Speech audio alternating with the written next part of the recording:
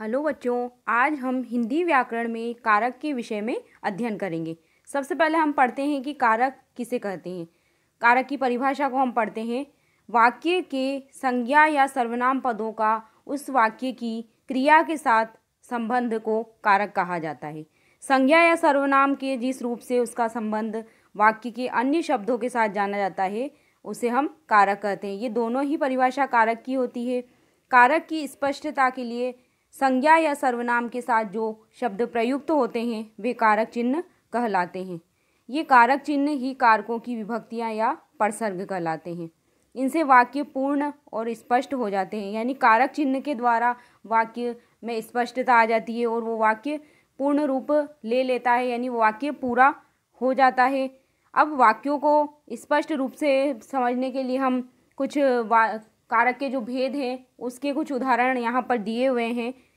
अलग अलग कारक के भेद के अनुसार यहाँ पर उदाहरण दिए हुए हैं।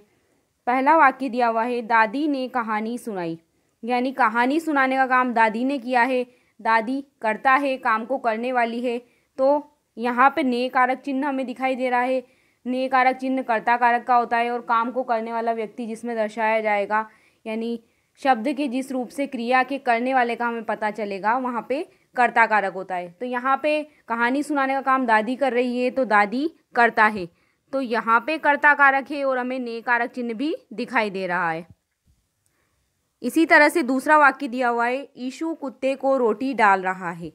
अब यहाँ पे ईशु कुत्ते को रोटी डाल रहा है, यहाँ पे सीधा सीधा प्रभाव कर्ता को छोड़कर काम का प्रभाव जिस पे पड़ रहा है वो कर्म कारक होता है। और यहाँ पे इसका कारक चिन्ह भी दिया हुआ है को, यानी जिस वाक्य में क्रिया का फल संज्ञा सर्वनाम शब्दों पर पड़ता है, यानी कर्ता को छोड़कर संज्ञा सर्वनाम शब्दों पे क्रिया का फल पड़ेगा तो वहाँ पे कर्म कारक होगा और इसका कारक चिन्ह को यहाँ पर दिया हुआ है, इसलिए इसमें कर्म कारक है। तीसरा उदाहरण दिया हुआ है, चित्र में ब्रश से रंग भरो। ब्रश क्या है? एक माध्यम है, यानी चित्र में रंग भरने का एक माध्यम है, साधन है जिसके द्वारा हम उसमें रंग भरने का कार्य करेंगे। यानी जिसके द्वारा जिस साधन या माध्यम से काम किया जाता है वहाँ पे करण कारक होता है और करण कारक का कारक चिन्ह से होता है, तो यहाँ हमें पता चल गया कि इसमें करण कारक है। इसी तरह से निक्की ने ईशु के लिए राखी खरीदी।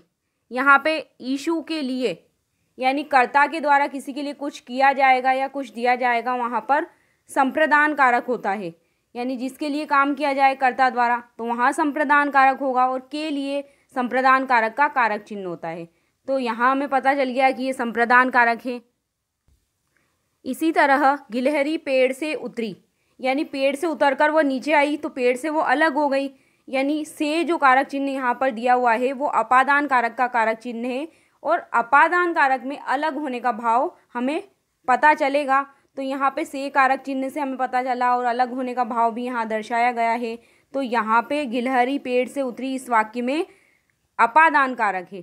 यह पंकज की दुकान है, यानी दुकान का संबंध पंकज से बताया जा रहा है, तो ये संबंध कारक है, यानी दो शब्दों के बीच में यहाँ पर संबंध बताया जा रहा है और की शब्द से संबंध बताया जा रहा है।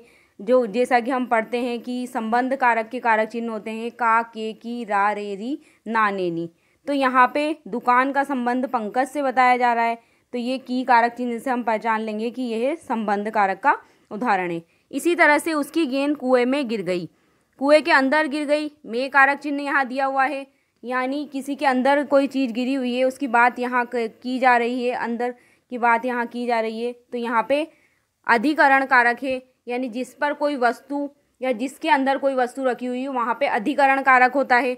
यहाँ पर में शब्द से हमें पता चला कि यहाँ पर अधिकरण कारक है क्योंकि कुएं के अंदर गेंद गिरी हुई है, इसलिए यहाँ पर अधिकरण कारक है। अरे शोभित, क्या तुम्हारी माताजी घर पर है? अब यहाँ पे अरे शोभित यानी शोभित को संबोधित किया जा रहा है, पुकारा जा रहा है, यानी किसी को बुलाया जा रहा है, पुकारा जा रहा है या याद किया जा रहा है, तो उस संबंध सूचक शब्द का हम प्रयोग करेंगे और उसके बाद संबंध सूचक चिन्ह का प्रयोग हम करते हैं। तो यहाँ पे हमें दिखाई दे रहा है इसका कारक चिन्ह संबोधन कारक का हे, भो और अरे, तो यहाँ पे हमें दिखाई दे रहा है अरे शब्द और शोभित के बाद विस्मय सूचक चिन्ह यहाँ पर लगा हुआ है, तो ये इसमें संबोधन कारक है क्योंकि हमें इसके चिन्ह से पता चल गया और इसमें किसी को संबोधित किया जा रहा है, तो ये संबोधन कारक का उदाहरण है। और यहाँ पे देखो घर पर है, अरे शोभित, क्या तुम्हारी माताजी घर पर है? अरे शोभित के बाद यहाँ विस्मय सूचक चिन्ह है, तो ये संबोधन कारक है। उपयुक्त यानी ऊपर जो वाक्य दिए गए हैं उसमें संज्ञाओं का क्रिया से संबंध बताने के लिए कुछ चिन्हों का प्रयोग किया गया है। आप ऊपर जो वाक्य देख रहे हो उसमें सभी वाक्यों में अलग अलग कारक चिन्ह का प्रयोग किया गया है, जिसे हम कारक की विभक्ति या परसर्ग कहते हैं। जैसे कि ने, को, से, के लिए और से अलग होने के अर्थ में की, पर का प्रयोग हुआ है इन वाक्यों में। इन्हें परसर्ग या कारक चिन्ह कहते हैं। इन्हें विभक्ति चिन्ह भी कहा जाता है। कभी कभी कुछ वाक्यों में कुछ शब्दों के साथ परसर्ग का प्रयोग नहीं होता है, यानी कभी कभी ऐसा होता है कि कुछ वाक्यों में परसर्ग कारक की विभक्तियाँ नहीं दी हुई होती है। जब हम उस वाक्य को पढ़ेंगे तो उसमें जो भाव स्पष्ट होगा उसी के अनुसार हम उसका कारक का भेद निर्धारित करेंगे कि कौन सा कारक का भेद में वो वाक्य आता है। तो ये जो ऐसी स्थिति जब होती है जब वाक्य वर्तमान काल का होगा या फिर भविष्य काल का होगा, तब वहाँ पर कारक चिन्ह नहीं दिया होगा। यदि भूतकाल का वाक्य होगा तो वहाँ पर हमें कारक चिन्ह दिया होगा। जैसे यहाँ क्या देखिए, दादी कहानी सुनाती है। दादी कहानी सुनाती है, इसमें कोई कारक चिन्ह नहीं दिया हुआ है इस वाक्य में। इसका मतलब यहाँ पे देखो सुनाती है, क्रिया देखिए आप, सुनाती है दिया हुआ है, यानी कि वो वर्तमान काल में अभी सुना रही है। तो ये वर्तमान काल का वाक्य, इसमें कारक चिन्ह का लोप हो गया है। और इस वाक्य को जब हम पढ़ रहे हैं तो कहानी सुनाने का काम कौन कर रही है? दादी कर रही है। तो इसमें दादी और कहानी के साथ कोई परसर्ग का प्रयोग नहीं हुआ है, लेकिन कहानी सुनाने का काम दादी कर रही है, तो इसमें कर्ता कारक है। अब हम कारक के भेद पढ़ेंगे। संज्ञा या सर्वनाम शब्दों का क्रिया के साथ संबंध अनेक रूपों में होता है। इसके आधार पर कारक भी भिन्न भिन्न होते हैं। भिन्न भिन्न मतलब अलग अलग होते हैं। कारक के 8 भेद होते हैं। कारक भेद के अनुसार कारकों के चिन्ह भी निश्चित होते हैं। इन चिन्हों को विभक्तियां कहते हैं, यानी 8 अलग अलग प्रकार के कारक के भेद होते हैं और प्रत्येक कारक के अलग अलग कारक चिन्ह निश्चित होते हैं, निर्धारित किए गए हैं। उसके अनुसार हम वाक्य को पढ़कर कारक के भेद निर्धारित करते हैं। देखिए यहाँ पर एक सारणी दी हुई है जिसमें कारक का नाम, विभक्ति और उदाहरण दिए हुए हैं। सबसे पहले यहाँ पर हम इसको इस तरह से याद करेंगे कि पहले कारक का नाम याद करेंगे, फिर उसमें कौन सी विभक्ति प्रयुक्त की जाती है उसे याद करेंगे। तो हम इस तरह से करेंगे, कर्ता ने, इसमें ने विभक्ति चिन्ह होता है। कर्म को, करण से, के द्वारा, संप्रदान, के लिए, को, अपादान से, अलग होना, संबंध, का, के, की, रा, रे, री, ना, ने, नी, अधिकरण, पर, में, संबोधन, हे, अरे। सबसे पहले हम कर्ता कारक की बात करें तो एक उदाहरण यहाँ दिया हुआ है, निक्की ने गीत सुनाया, यानी गीत सुनाने का काम किसने किया? निक्की ने किया। और ने कारक चिन्ह इसमें दिया हुआ है, तो निक्की तो हो गई कर्ता, यानी इसमें कर्ता कारक है और इसका कारक चिन्ह हमें ने दिखाई दे रहा है। कर्म कारक, महिमा नमिता को फ़ोन मिला रही है, यानी महिमा तो करता है, अब कर्ता पे प्रभाव नहीं पड़ के फ़ोन मिलाने का प्रभाव किस पे पड़ रहा है? नमिता पे पड़ रहा है। यानी संज्ञा या सर्वनाम का प्रभाव जिस पर पड़ता है वहाँ पे कर्म कारक होता है, यानी क्रिया का जो फल है वो संज्ञा सर्वनाम पे पड़ेगा। यानी क्रिया क्या है? फ़ोन मिला रही है। अब प्रभाव किस पे पड़ रहा है? नमिता पे पड़ रहा है, तो यहाँ पे कर्म कारक होगा और को कारक चिन्ह भी यहाँ पर दिया हुआ है। तीसरा कारक का भेद होता है करण कारक। इसका कारक चिन्ह से के द्वारा होता है। यहाँ उदाहरण दिया हुआ है, पवन कैमरे से फ़ोटो खींच रहा है। अब यहाँ पे देखो से, यानी फ़ोटो किससे खींच रहा है? वो कैमरे के द्वारा खींच रहा है, यानी फ़ोटो खींचने का काम कैमरे के द्वारा कर रहा है। कैमरा क्या हो गया? माध्यम या साधन हो गया फ़ोटो खींचने के लिए। अब से कारक चिन्ह यहाँ पर दिया हुआ है, तो यहाँ पे करण कारक होगा। फिर चौथा भेद होता है कारक का, संप्रदान कारक। इसका कारक चिन्ह होता है के लिए या को। वाक्य दिया हुआ है, शिवानी ईशान के लिए खिलौना लाई। शिवानी क्या हो गई? खिलौना लाने के लिए कर्ता वो हो गई शिवानी। अब शिवानी किसके लिए लाई? ईशान के लिए खिलौना लाई, यानी कर्ता के द्वारा किसी के लिए कुछ लाया जाए या कुछ दिया जाए, वहाँ पे संप्रदान कारक होता है। यहाँ पर वो ईशान के लिए लाई है, तो के लिए यहाँ कारक चिन्ह हमें दिखाई दे रहा है, और वो किसी के लिए कुछ लाई है तो वो संप्रदान कारक का उदाहरण हो गया। पांचवा भेद होता है कारक का, अपादान कारक। इसका कारक चिन्ह से होता है और ये अलग होने के अर्थ में प्रयोग किया जाता है।